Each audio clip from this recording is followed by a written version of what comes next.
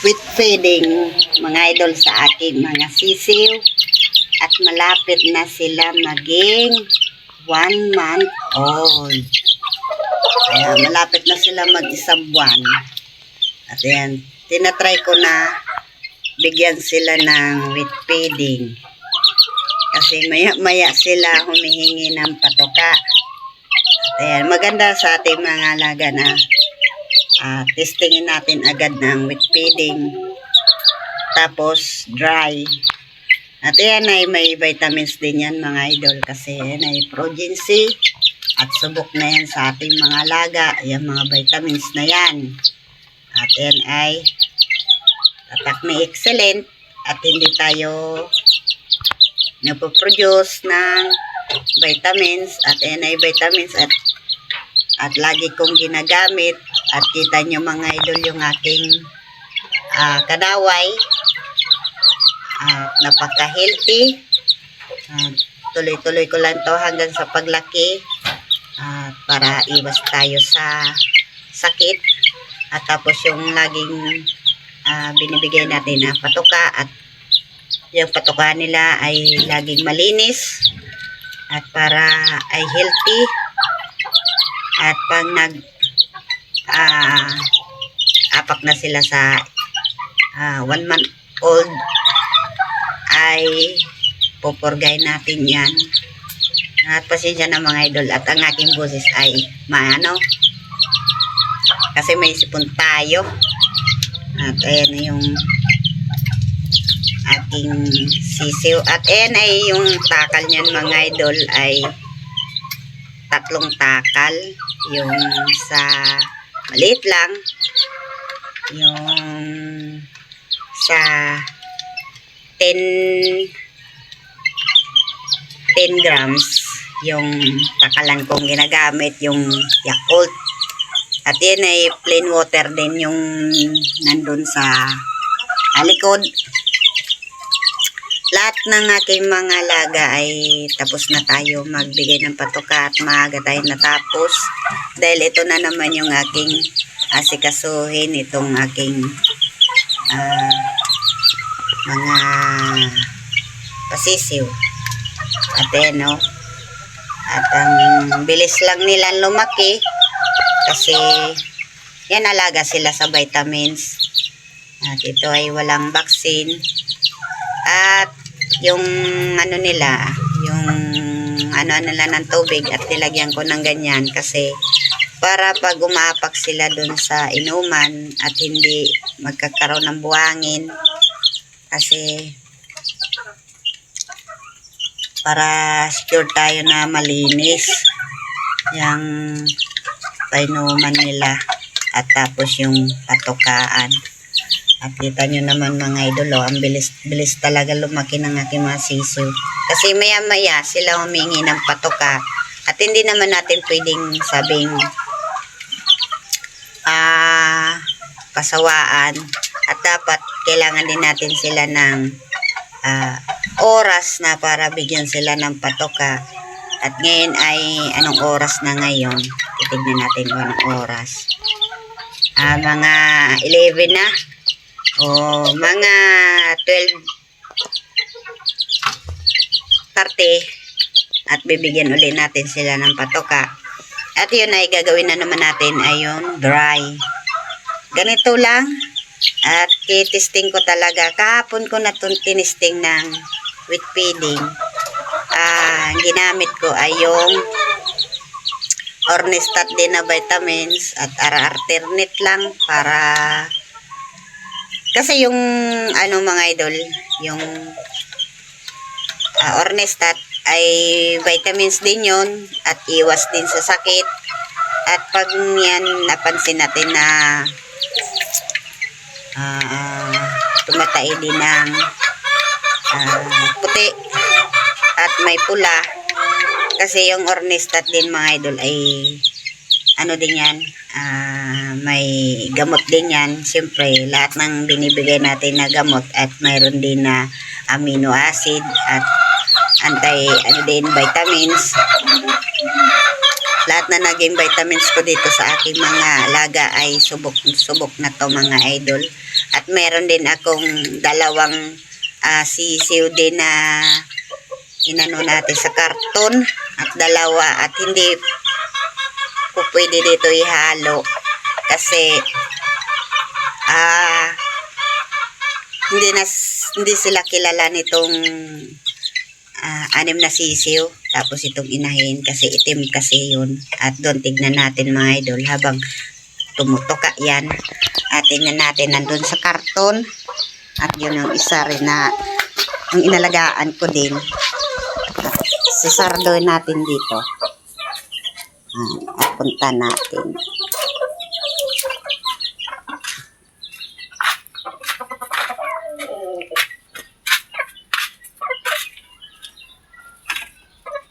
At andito yung nilagay ko mga idol. At andito mga idol oh. At nilagay ko dito sa ilaw. Ayan. Yung nilagay ko yan sa incubator. At wala, hindi kasi sila kilala nung aking mga inahin. At kukunin natin. Kaso ano to mga idol.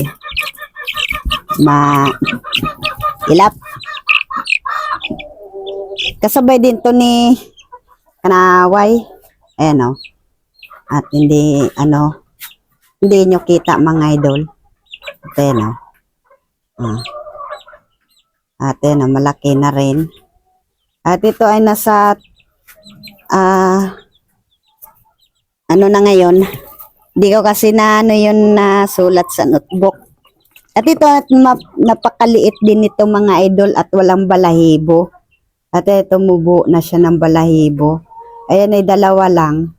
At DIY yung ginawa ko. Karton tapos may ilaw. Tapos yung patukaan niya ay yung bayuan nasa edge nila. Ayun ay crumble. Ayan yung aking dalawang sisiw at yung tubig. At nilagyan ko mga idol ng ng arugasang at yung ipa ng palay.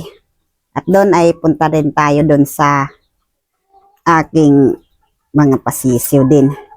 At kasi tapos ko na yan bigyan na ang patoka. At ayan o. At medyo yung ating kasi may sipon tayo. At yan yung aking mga inalagaan at tapos na. At binigyan ko ng vitamins. Ayan, tinapon na naman ni Gal. At dito din o. Tapos na yan. Saka dito. At punta ulit tayo dito sa aking sisiw. At konti na lang yung patoka.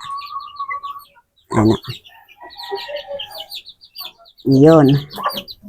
At mas maganda talaga na lagi silang vitamins. Ayan, at konti na lang. At maya-maya kasi sila humingi. Pag ganyan kasi mga idol, pag maya-maya humingi, ibig sabihin yan, healthy sila. Ganyan lang yung lagi kong ginagawa mga idol. At kita nyo, busog naman. Busog na sila. At maya-maya iubusin din yan. Yung patoka na yan kasi maya-maya sila tumutuka. At ayan. Meron din na kasi at pag ganyan, ibig sabihin healthy at ang ganda nilang bilang paglaki. At ayan ay may na agad yung balaybo nila oh. Nasa mag-isang buwan pa sila ngayon na 27 at ang bilis lang kasi pagkagabi din bago ako matulog at binibigyan ko to ng patoka para kasi may ilaw naman dito para bilis sila lumaki at sana hanggang sa paglaki nila ay hindi sila magkasakit. At ito ay titestingin natin. Kumbaga, hindi sila magkasakit, hindi sila kuraysa. Kasi mahirap na pag ang ating mga laga na pinaghirapan natin na sila ay sikasuhin tapos bigla lang magkakasakit. At ito ay, ayun o, kanaway mga idol o, manang-mana yun sa broodcock namin na kanaway. At itong apat, hindi ko lang kasi, pula. Ngayon lang ako nagkaroon ng kanaway kasi pangarap namin na magkaroon ng kanaway. At yun ay hindi pa natin sabing marunong tayong magkilatis ng lalaki. Kasi makikita natin yan pag na sila ay nasa 2 months. Nagdalawang buwan na sila. Then dito, hindi pa natin yan mapansin. At yun, malaki na yung kanyang butse. Ganyan mga idol. Kasi maya-maya sila humingi. At bago ako magbigay ng patuka sa aking mga broodcock, at ito lagi kong inuuna kasi, ayan, kasi maingay na sila pag hindi natin to bigyan agad ng patuka. At yun, at magana sila mga idol kumain, tumuka, kasi napakabango yan yung feeds natin, tapos yung vitamins, at tinutuka yung balahibo ng kapatid niya. At pag ganyan din mga idol, pwede din tayo magbigay nitong calcium kasi meron namang calcium na powder para iwas din sa pagtutukan ng balahibo. Once, yan din ang ating babantayan. Pag ito ang ating alaga na hindi nabigyan ng patuka, siyempre wala silang nalilibangan at gutom sila. At dyan ay magkakaroon na magtutukaan sila ng balahibo. At sa ganito, at lagi ko naman ito na na babantayan para iwas tayo sa pagtutuka. Pag ganyan, pag tinuka nila yung kapwa nila at nagdudugo, doon na nila susunod-sunurin yung pagtutuka ng balahibo hanggang sa magdugo. Kaya yun ang napaka-importante din sa atin na iwasan. At naparami-rami ata yung bigay ko. Pero maya-maya kakainin din yan. Yan mga maliliit kong kanaway. At sa ngayon ay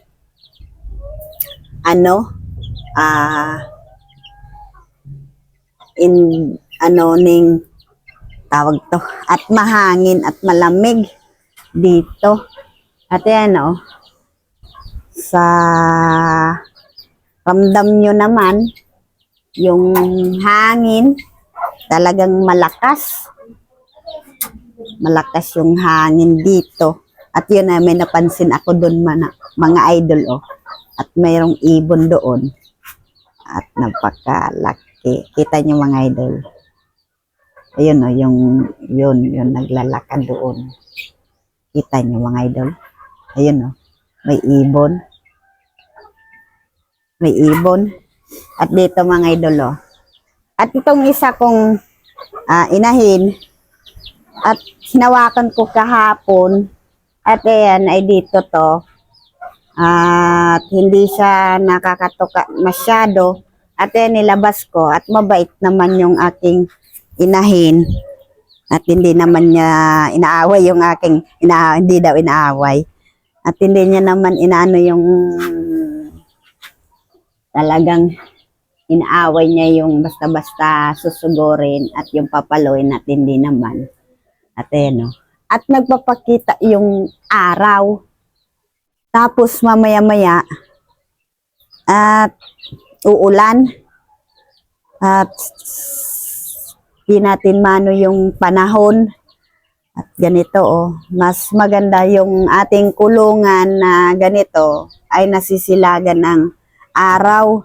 At hindi natin yung bubong nila ay lahat natin na tatakpan. At dapat yung kulungan nila yung sa loob ng ganyan at dapat mainitan at para hindi tumira dyan yung bakterya.